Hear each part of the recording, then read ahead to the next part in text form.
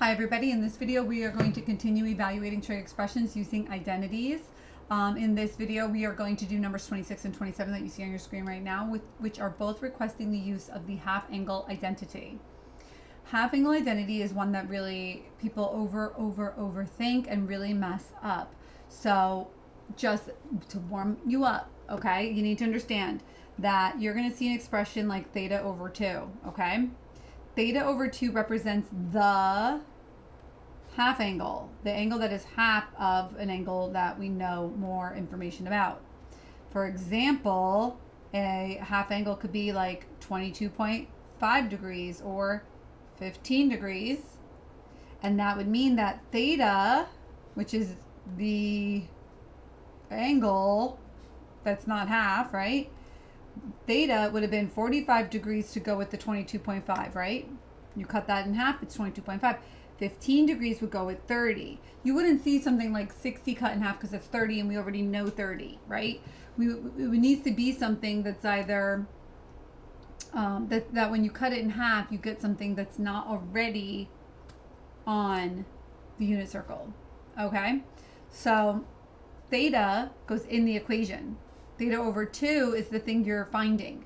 So when I write this formula right now, okay, for number 26, I'm going to use the sine half angle. So that's sine of theta over 2 equals plus or minus square root. Now the square root goes over the numerator and denominator. 1 minus cosine theta all over 2.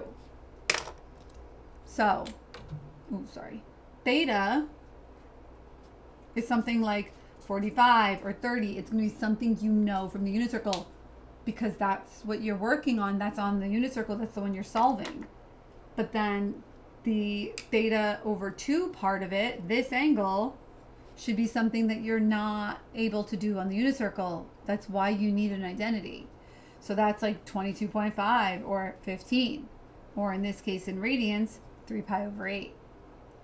So if 22.5 is the one that I'm finding for the question, how did I get 45? You double it. So 15, I double it, I get the 30. So if it's a half angle, it's already been halved, I'm going to double it. To double a fraction, you cut the denominator in half. Think about that, right? 3 pi over 8. If I double it times 2, reduce, it's 4 on bottom. So you cut your denominator in half.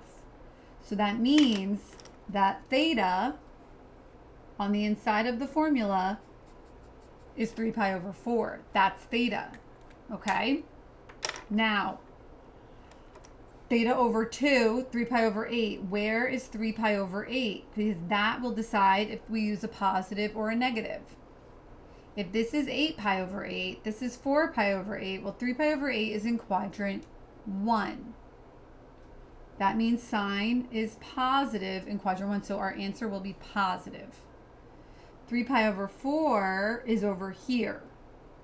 I need to know the cosine of 3 pi over 4 for the inside of the formula. Okay? So that means I'm going to get a negative answer for cosine because cosine's like x. We go left, and then minus negative. When I write my formula in the next step, it will be plus. Rewind this and watch it 75 times if you have to. I'm going to keep going. So then, sine of the question was 3 pi over 8. And also, stop trying to be a hero and only writing one side of your equation. Write both sides of your equation so you could actually see what it is you're doing. I promise it helps. I've done this longer than you've been alive. I know better than you. I just do. So most of you, almost all of you, would benefit from writing out both sides of your equation. I'm not trying to be a jerk, but try and tell it like it is. Equals positive. I'm going to put a plus sign so like it's known. I did determine it's positive. I'm not just getting lucky and getting right, by leaving it blank. Square root of 1 minus cosine of 3 pi over 4 all over 2. Okay? Next step, I'm just taking this page away so I have more room for work underneath, okay? Because I already wrote a bit.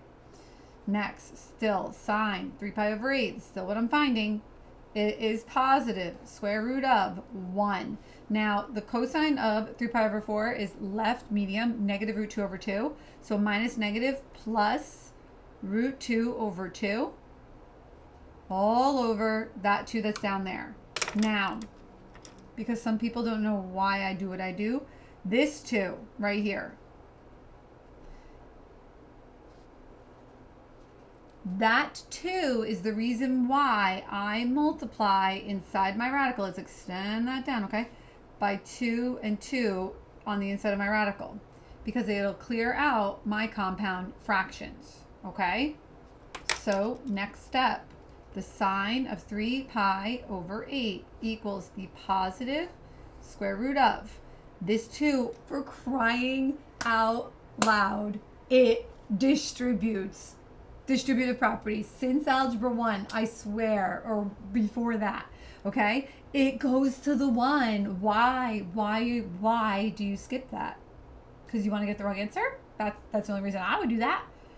2 plus, here it crosses out, root 2 over 4. Now, the square root over the whole thing is like the square root over the top and over the bottom.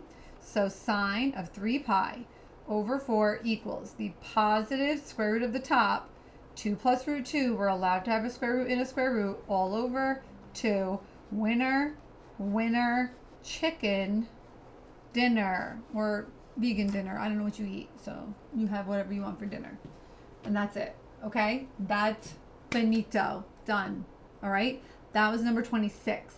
I'm going to do number 27. I'm going to go a little quicker now. I want to keep it in the same video. I'm already at 6.5 minutes, right? Okay. Let's think smarter, not harder.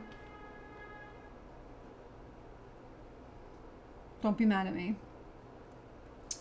The cosine of a negative angle is the same as the cosine of a positive angle. So that negative I could ignore. We know that because cosine is an even function. Okay? So I'm going to do that instead. But that doesn't mean I don't have a negative out front. Okay? If I need a visual, all right, look here. 8π over 8 is here. 9π over 8 is here. Cosine's negative. Negative 8π over 8 is here. Negative 9π over 8 is here. Cosine's negative. Either case, cosine's negative. So I will get cosine of theta over 2, which is 9π over 8, equals negative square root of 1. Now this formula, okay, for cosine. Cosine of theta over 2 equals plus minus the square root of 1 plus cosine theta over 2. Different formula, right? So green, okay, that's this guy over here. Sorry, my setup is like all weird and I'm like on the side of the thing, but my tabletop is compromised for something I'm doing for somebody, so I can't move it. It's too big, the thing over there, so the computer has to be here for now, and it's a little awkward, but gotta do what we gotta do, you know? Okay, so plus cosine of 9π over 4, you don't even have to think that hard, all over 2. Now 9π over 4 and 9π over 8 are not the same thing. Where is 9π over 4 going to be? Right?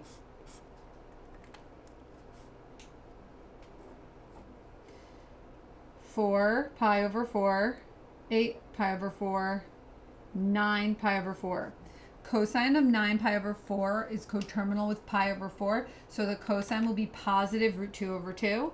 So now we have cosine of 9π over 8 equals negative square root 1 plus root 2 over 2 all over 2.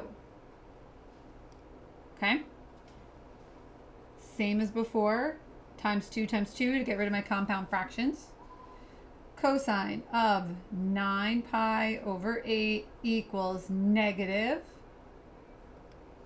square root of 2 plus root 2 all over 4. Final answer. Run out of room. Just deal with it. Cosine of 9π over 8 equals the negative square root of 2 plus root 2 all over square root of 4 is 2. Not on the screen. Whoopsie doopsie. And there you have it. Pause it, rewind it, replay it, slow motion, speed motion, I don't know. Figure it out. Okay? I talked about everything you need to know for these two types of questions. The end. Okay? That's it. Watch it again. Maybe take a break from it. Come back to it later. Watch it again. Watch it once a day, every day until you take your midterm. There's more examples to come, obviously, in the packet, but this is a big area of struggle for people. Okay? Questions, comments, concerns, requests. You want me to do another one? Then tell me a specific example you want me to do. Put it in the comment section, and I will do it as soon as I can. And thumbs up, thumbs down, comment, whatever. Okay? Check the playlist. Good luck. Bye for now.